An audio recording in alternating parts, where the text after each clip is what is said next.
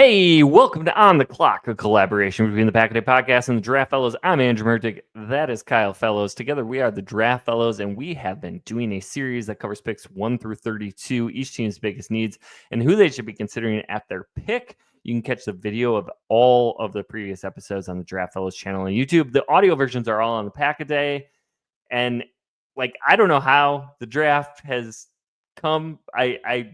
Time has We're here. ceased to make sense to me. Yeah. We're at pick 29, which means our series is coming to a close, which is a bummer, but it does mean the draft is so close. So today we are talking Washington Commanders.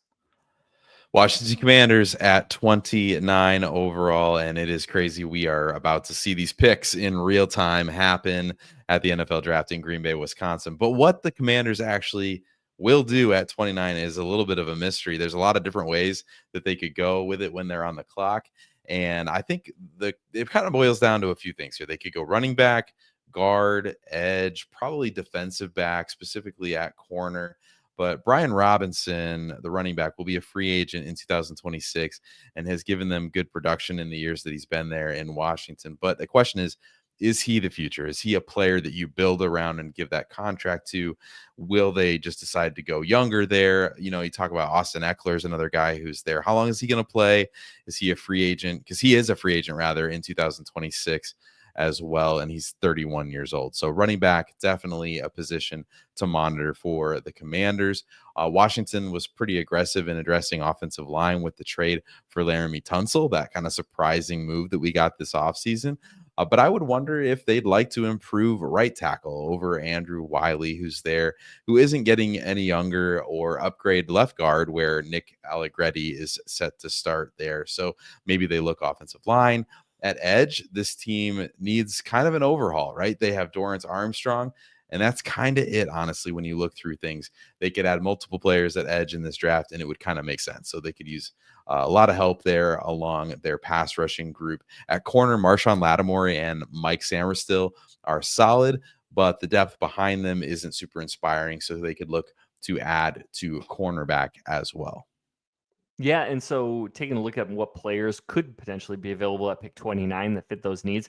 If you're talking running back, this is not a team we typically connect to the running back position in a lot of mock drafts, but maybe Omarion Hampton could be in play here if he's not gone already. Travion Henderson, we know, is a really explosive playmaker out of Ohio State. Potentially that could be a direction that they look. Probably a little bit more realistic interior offensive line. You have a big road grader like Tyler Booker.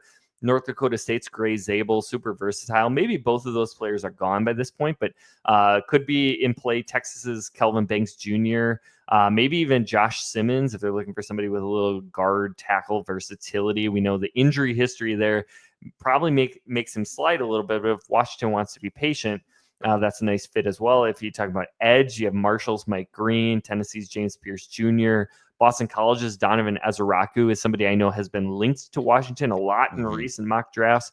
You have Nick Scorton out of Texas A&M. If they want to go corner, probably a lot of guys that their coaching staff would like here. But if they want the big physical guy, Trey Amos out of Ole Miss, Azare Thomas out of Florida State, sort of seems to have lost a lot of the first round momentum that he had earlier in the process, but could be in play at 29. Maxwell Harrison out of Kentucky is electric. Darian Porter out of Iowa State, maybe a second round pick, but in this class, second round picks are going to get pushed into the first round a little bit. So, or maybe they want the Siobhan Revel Jr. out of East Carolina experience where you have a really, really talented prospect who has fallen because of injury, similarly to how I talked about Josh Simmons. So you could look at that as more of a long-term play. But definitely some values here that fit right in with Washington's needs. So now, see how I forgot to transition there, Kyle? We need to talk about who some of the players that we think would be fit. So you talk about their needs, talks a little bit about what players could be available at 29 and what's a fit that you really like.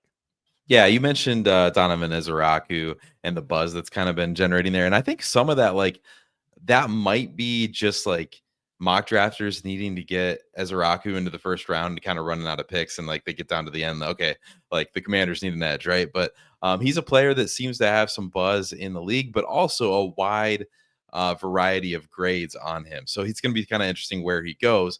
But I do think he makes a lot of sense for the Commanders. I think he would give them some dynamism that is missing from their edge group. He's also a great locker room guy. And I think Washington will value that as Adam Peters continues to kind of course correct this organization. It also sounds like Nick Scorton has some fans in the league. And if he were to sneak into round one, I think the Commanders can make sense as a landing spot at the end of the round here as well. So it feels like edge is the most natural position here to me. But like we said, there's a lot of different things that they could do. Yeah, I'd agree with you. I think edge is probably the position that makes the most sense. If they were going to go in a different direction, I think Maxwell Hairston is the perfect heir for Marshawn Lattimore. He provides great fit for now and can play opposite of Lattimore or Sanderstill or both. And quite frankly, I think he's a potential star later in his career. And I'm also a huge advocate for getting offensive line help. And I think Kelvin Banks Jr. is a nice fit for Washington.